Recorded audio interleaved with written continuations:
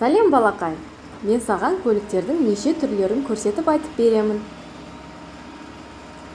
Мынаған қарашы, бұл шынжырлы экскаватор. Шынжырлы экскаватор не үшін керек? Қалай ойлайсың? Экскаватордың басты міндеті топырақты қазып, жанындағы үйіндіге төгу немесе көлік құралдарына тиеу үшін қолданылатын жер қазатын мәшине.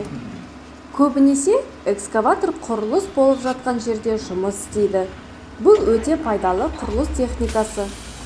Қазір экскаватор самосвалға құм артты. Самосвал дегеніміз өзі аударғыш жүк машинасы. Балақай, енді самосвал бұл құмды қай жерге апару керек, қалай ойлайсың? Осы самосвалдың жүргенін көріп шығайық. Жүктелген самосвал жай жүру керек. Бұл өте ауыр, салмақты машина.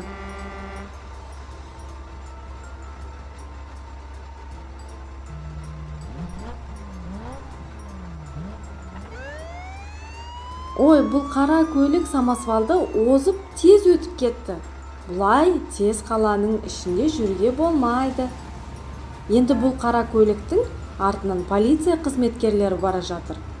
Оны тоқтату керек оларға.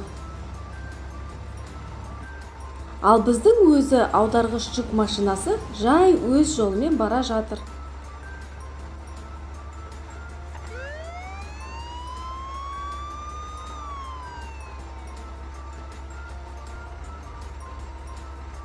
Самосвал келді. Балақай, қарашы. Бұл жерде құрылыс жұмыстары жүріп жатыр. Самосвал жай барып енді тиеген құмды түсіру керек.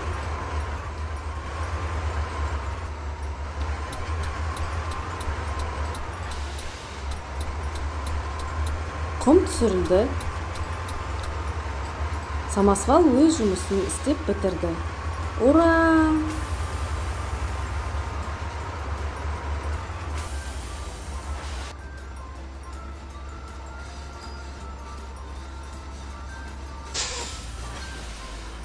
Балақай, лайк басып, біздің арнамызға жазылуды ұмытпа. Келесі кездескенше.